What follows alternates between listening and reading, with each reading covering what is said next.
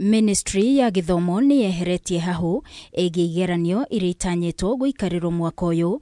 Mwandiki mukaru ministry ya Githomo Professor JULIUS BITOK akiuga thirikari ni ihariirie mbeca cia igeranio ithatu: kigeranio kia grade 6 KSEA, grade 9 KJSEA na kigeranio gia form 4 KCSE iria igaikarirwo muthia-ini wa mwaka uyu. I want to confirm to the country that we are all set with the assistance of the Education Committee of the National Assembly. We have been able to secure the resources required to ensure that the exams will be seamless. We want to wish all our learners all the best. Let us prepare. There is no cause of alarm.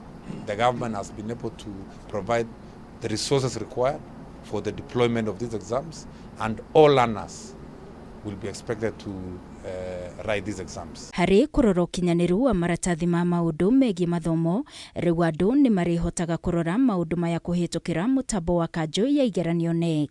Kenya National Examination Council has gone digital on issues of verification of certificates, whether it is KCP, whether it's KCSE, or all other certificates that come from this very important agency of government.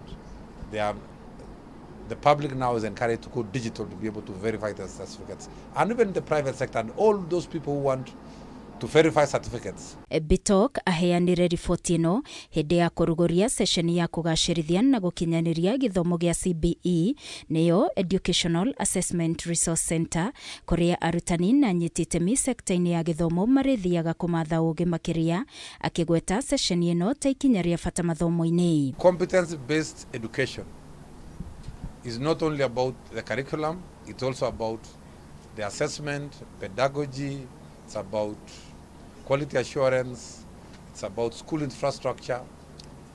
And this center really is a very visionary idea by the leadership of NEC to ensure that we're able to improve on the capacity of our teachers on competence-based education.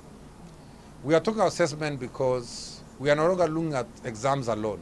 We are looking at a holistic evaluation of the learner.